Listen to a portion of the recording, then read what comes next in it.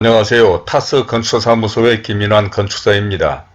오늘 제가 말씀드릴 주제는 왜 이렇게 상가주택 등 건물을 짓기가 어려워지는 것입니까? 또는 공사비 폭등, 착공신고, 허가, 감리, 특검 등이 어려워지는 것에 관한 것입니다.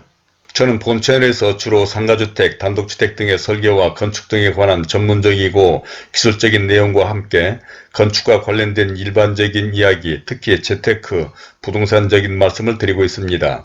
이 두 주제가 상가주택이나 단독주택 등 건축을 하고자 하시는 분들에게 참고가 될 내용이고, 앞으로도 설계와 공사에 관련된 내용도 계속 보완해 나가겠으며, 이러한 내용을 알고 싶은 분들은 본 채널의 초기에 제작된 이러한 영상들이 많으니 참고하시기 바랍니다.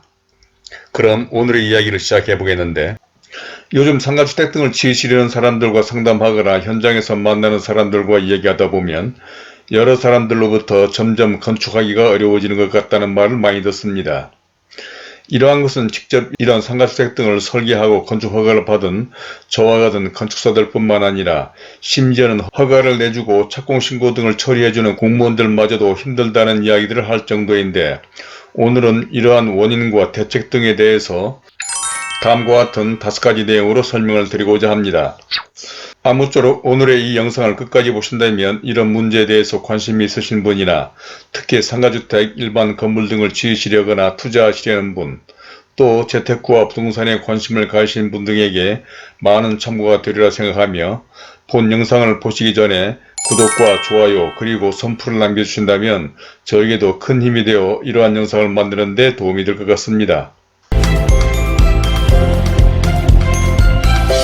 그럼 먼저 오늘 말씀을 시작하기 전에 혹시 지금 보유하고 계시거나 매입하시고자 하는 땅에 대한 기본계획, 즉 가설계를 해보시기를 원하시는 분이 계시면 본 영상 아래 더보기에 적어둔 제 카페의 글을 잘 읽어보시고 설계상담 노트를 작성해서 이메일로 보내주시는 분들에게는 기본계획, 가설계를 해드리도록 하겠다는 말씀을 드리며, 그러면 순서에 따라서 첫 번째로 공사비 급등과 작업자들의 파업에 관한 것인데, 요즘과 같이 상가주택 등의 설계와 건축을 하는데 어려움이 많은 때도 없는 것 같습니다.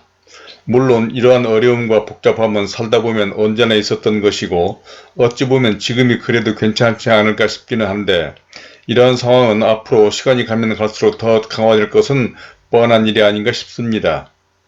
그러니까 사회와 사람들의 의식 수준은 계속 변하고 발전해서 요구하는 것들이 많아짐으로써 새로운 제도가 출현하고 규제는 더 심해질 것이기 때문입니다.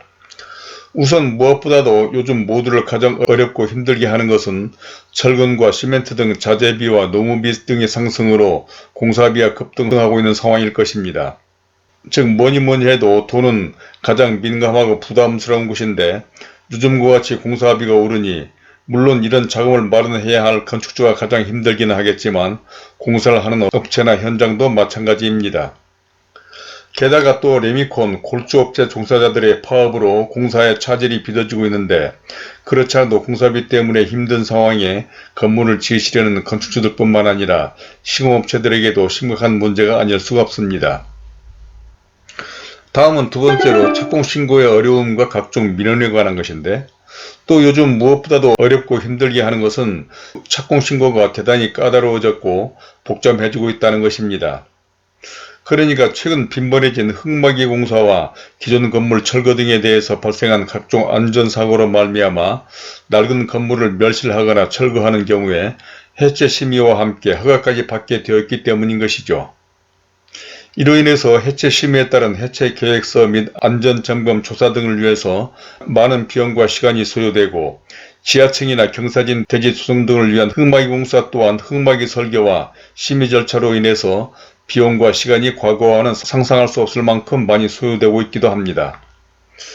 최근 당사가 진행하고 있는 공사 현장 사례를 보면 해체 공사와 흙막이 공사에 따른 추가 비용만도 무려 억대에 가깝고, 특히 심의위원들의 다양하고 무리한 의견에 따른 재심 등으로 말미암아 매달 한 번씩 열리는 심의로 인해서 거의 석 달이나 소요되었는데, 작년까지만 해도 건축 허가가 나자마자 공사를 시작하던 때와는 비교하면 그야말로 격세지감이 아닐 수가 없습니다.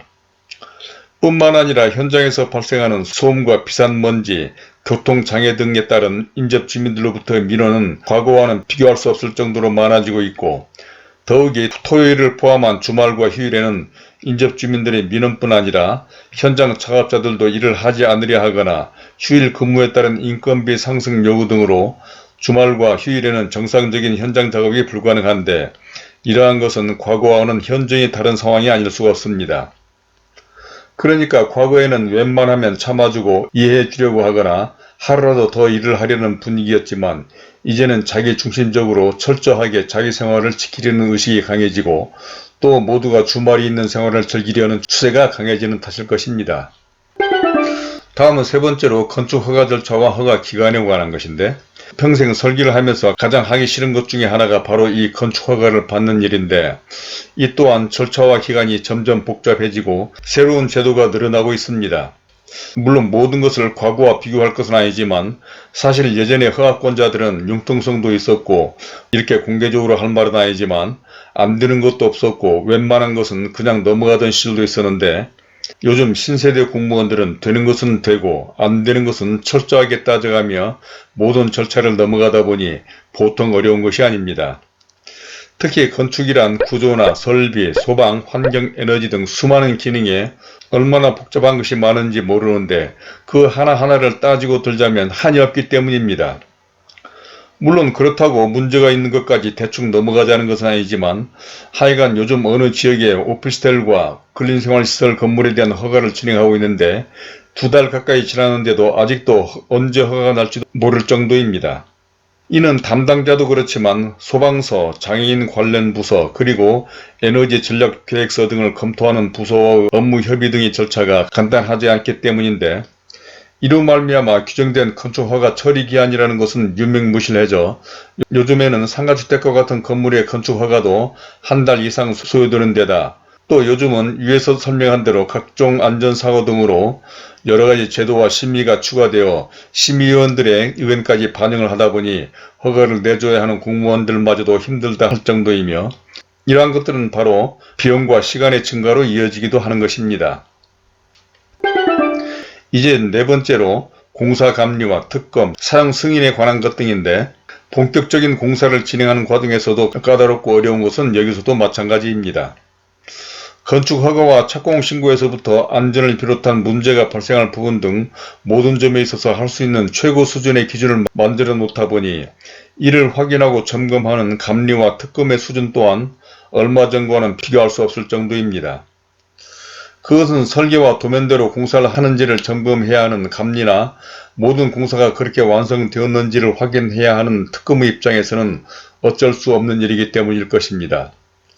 물론 모든 점에 있어서 원칙적이고 안전이나 문제가 없어야 하는 것은 당연하지만, 사실 그렇게 하려면 그에 상응하는 비용과 절차가 필요한 것인데, 현실은 그렇지 못한 상황에서 원칙만을 고수하다 보니 현장에서는 어려움을 느끼지 않을 수가 없는 상황인 것이죠.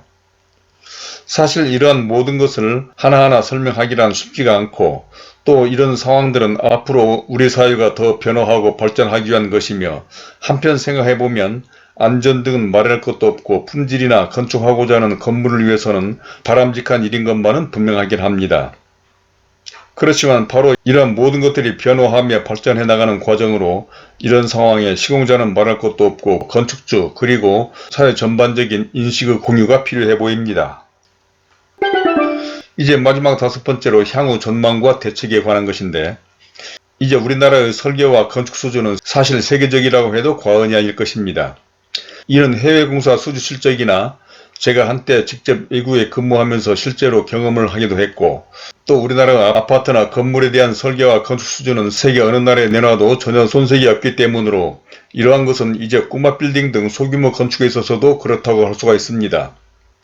물론 아직도 여러 건설 현장에서 각종 안전사고나 하자 발생이 보도되기도 하고, 또 소규모 공사는 철근을 빼먹는다는 등 부실공사에 대한 부정적인 인식이 완전히 사라진 것은 아니지만, 이러한 것은 과거 집장사 등이 마구잡이로 공사를 하던 시절의 이야기로, 이제는 적어도 상가주택 등의 현장에서도 철근을 빼먹는다거나 마구잡이식 건축은 사라졌다고 해도 무방하지 않나 싶습니다. 그런데도 아직도 위에서 말씀드린 허가와 착공 신고 등에 대한 더 많은 규제와 절차가 새로 생기는 것들은 그래도 보다 더 안전하고 좋은 건축물을 건축하려는 노력 과정이라고 생각하는 것이 좋지 않나 싶기도 합니다. 그리고 이런 규제와 새로운 절차는 비단 건축 분야만이 아니라 경제, 사회, 교육 모든 분야에서 계속 강화되어 왔고 이러한 상황은 더 앞으로 강화될 것은 뻔한 것으로 그래서 건축을 하려거든 하루라도 빨리 시작하는 것이 좋다는 이야기도 새겨드려야 하지 않을까 싶기도 합니다. 그러니까 물가나 인건비는 매년 오르기 마련이고 주차장법 등 관련법은 사회가 발전하고 변화할수록 계속 강화될 것이며 생활과 의식 수준의 향상으로 복지 향상이나 불편함을 해소해달라는 민원이나 자기 목소리는 더 커질 것이라는 점에서 항상 지금이 가장 좋을 때가 아닌가라는 생각을 하게 된다는 것이죠.